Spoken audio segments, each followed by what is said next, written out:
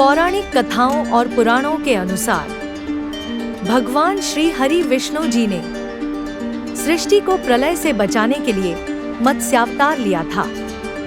एक दिन राजा सत्यव्रत नदी में स्नान कर जलांजलि दे रहे थे।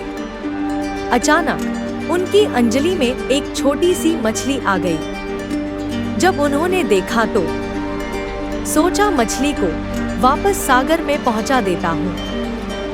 लेकिन उस मछली ने राजा सत्यव्रत से बोला कि आप मुझे सागर में मत डालिए, अन्यथा बड़ी मछलियां मुझे खा जाएंगी। तब राजा सत्यव्रत ने मछली को अपने कमंडल में रख लिया। कुछ समय बीतने के बाद मछली और बड़ी हो गई तो राजा सत्यव्रत ने उसे अपने महल के सरोवर में रखा। तब देखते ही देखते सरोवर में भी मछली और बड़ी हो गई और राजा सत्यव्रत को समझ आ गया कि यह कोई साधारण जीव नहीं है। राजा सत्यव्रत ने मछली से वास्तविक स्वरूप में आने की प्रार्थना की। राजा सत्यव्रत की प्रार्थना सुन। राजा सत्यव्रत ने मछली से वास्तविक स्वरूप में आने की प्रार्थना की। राजा सत्यव्रत की प्रार्थना सुन।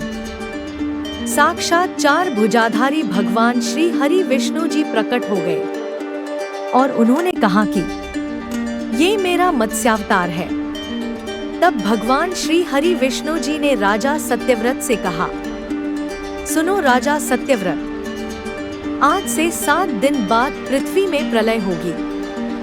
तब मेरी प्रेरणा से एक विशाल नौका तुम्हारे पास आएगी और तुम सप्त ऋषियों, औषधियों, बीजों और प्राणियों के सूक्ष्म शरीर को लेकर उसमें बैठ जाना। और जब तुम्हारी नौका डगमगाने लगेगी तब मैं मत्स्य अवतार के रूप में तुम्हारे पास आऊंगा।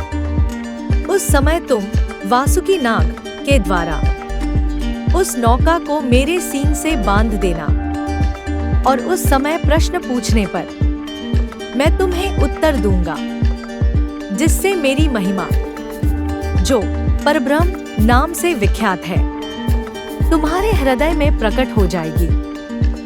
तब समय आने पर मत्स्य रूपधारी भगवान श्री हरि विष्णु जी ने राजा सत्यव्रत को तत्व ज्ञान का उपदेश दिया।